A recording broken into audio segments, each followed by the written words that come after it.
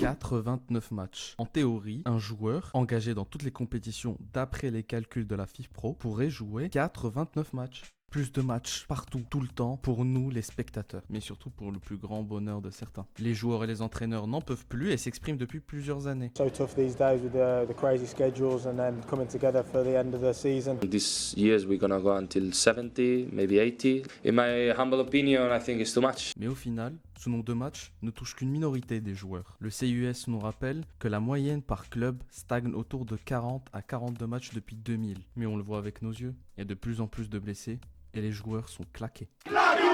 Et les chiffres le confirment. Un rapport du cabinet Auden a révélé que les blessures dans les 5 grands championnats européens ont augmenté de 20% sur la saison 21-22 par rapport à la précédente. On parle de 610 millions d'euros perdus par les clubs en salaire de joueurs indisponibles. Alors peut-être que le nombre de matchs a son rôle à jouer dans cette petite histoire, mais au final, le vrai problème, c'est que le sport a totalement changé depuis les 30 dernières années. Le football, il a changé. Aujourd'hui, les milieux de terrain courent désormais 11 km, dont 3 km en pleine vitesse. 2 fois plus d'efforts intenses qu'en 95. Le sport est devenu beaucoup plus athlétique, les stratégies ont évolué vers un pressing beaucoup plus haut et intense, et le corps humain n'est pas capable de supporter ça, surtout depuis le plus jeune âge. À 24 ans, Mbappé avait fait déjà 37% de minutes de plus qu'Henry au même âge. Jude Bellingham a 3500 minutes d'avance sur Rooney à 20 ans. Ça fait peur pour les futurs jeunes cracks. Il faut pas l'oublier, le football reste un business, dont l'objectif est de faire de plus en plus d'argent. Donc faut-il moins de matchs ou plus de joueurs pour faire tourner? Je vous laisse en débattre en commentaire.